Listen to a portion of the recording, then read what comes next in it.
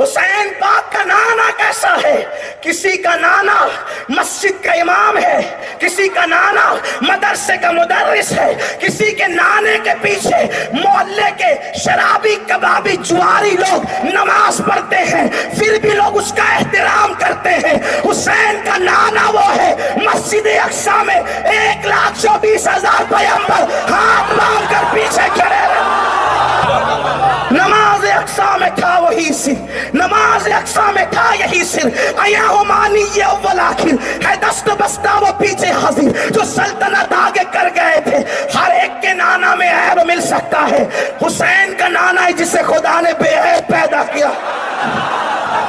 اگر سنیوں سننے کے موڈ میں ہو تو مخدوم زادے کی بات آگے بڑھاتے ہوئے عرض کروں، حسین کا نانا کیسا ہے؟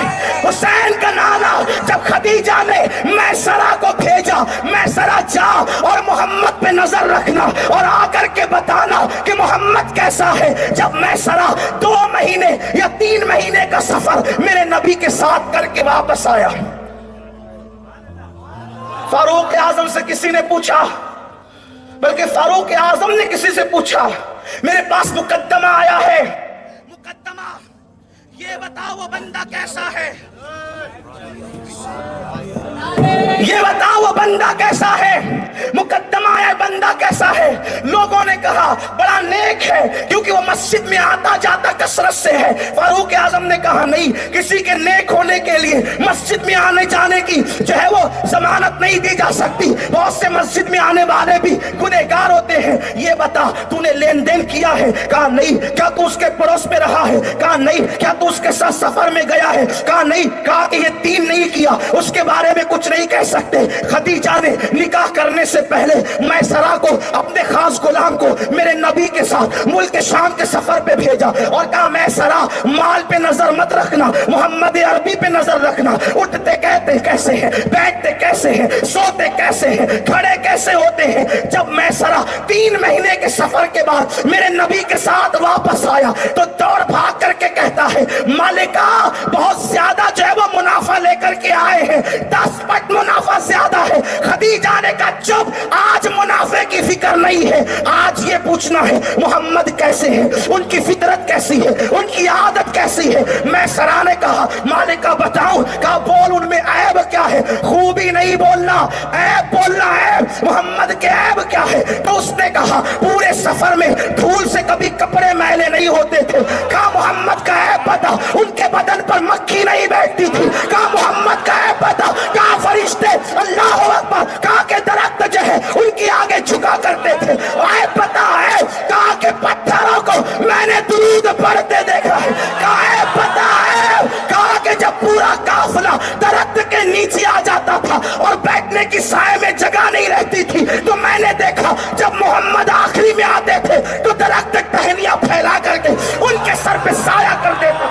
کہا عیب پتا ہے محمد کے عیب کیا ہے؟ کہا ان کے پسینے سے خوشبو آتی تھی۔ کہا عیب پتا ہے، کہا بنجر میں قدم رکھتے تھے تو ہریالی ہو جاتی تھی۔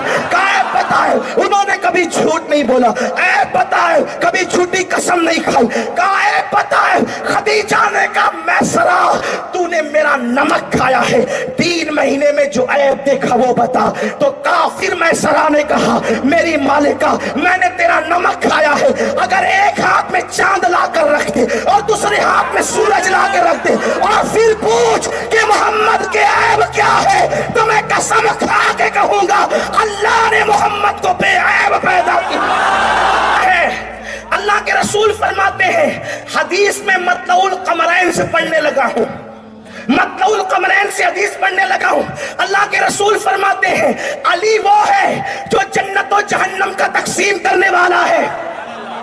جنت اور جہنم حسین کے بابا کے ہاتھ سے بٹے گی۔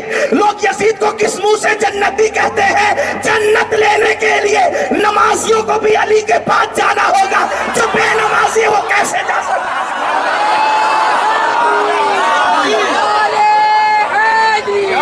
قاتلان حسین کس منہ سے جائیں گے؟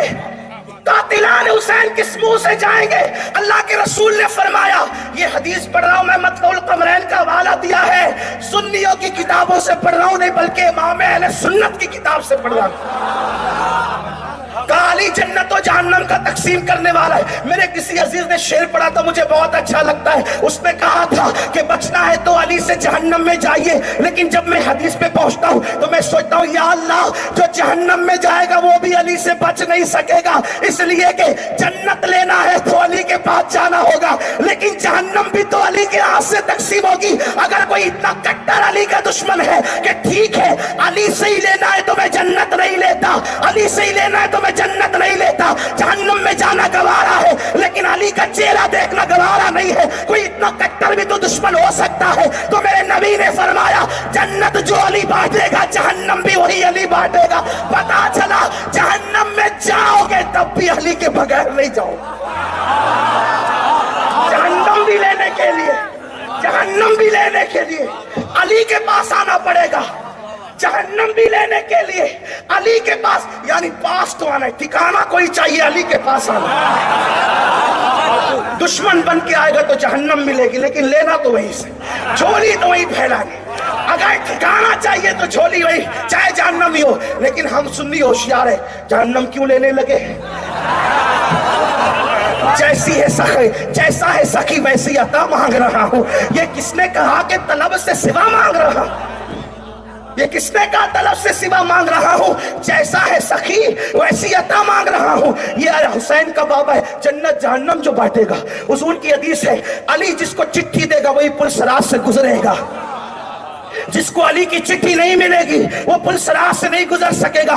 लेकिन सुन्नियों एक बात ख्याल से सुनना, आज चीटिंगबाजी का दौर चल रहा है। अली के नाम पे लोग सियासत कर रहे हैं, कुछ लोग अहले बैत के नाम पे सियासत कर रहे हैं, कुछ लोग सहाबा के नाम पे सियासत कर रहे हैं। हम सुन्नी सियासत करने वाले लोग नहीं हैं, जिसको मानते हैं आखिरत के लिए मानते हैं। ये और बात है कि दुनिया में भी उसका फैज मिलता है। अल्लाहु अकबर, अल्लाहु अकबर। अहले बैत का नाम लेके सहाबा को गालियां देना, सहाबा का नाम लेके अहले बैत को गालियां देना आजकल लोगों का मशगला बन गया है। लेकिन सुनो सुनो, ये दोनों इतने करीब करीब है, इतने करीब करीब है। सिद्दीक ने देख के मुस्कुराया अली को, तो मेरे मौला ने कहा मेरे भाई अबू बकर क्यों मुस्कुराते हो? तो कहा रात में नबी ने कहा कि अली जिसको चिट्ठी देगा वही पुलसराज से गुजरेगा। मेरे मौला ने भी मुस्कुरा दिया, कहा अली अब तुम क्यों मुस्कुराते हो? रात तुमको कहा अली चिट्ठी देगा वही पुलसराज से गुजरेगा, और मुझे कहा खबरदार अली अबू बकर के दुश्मन को चिट्ठी मत देना।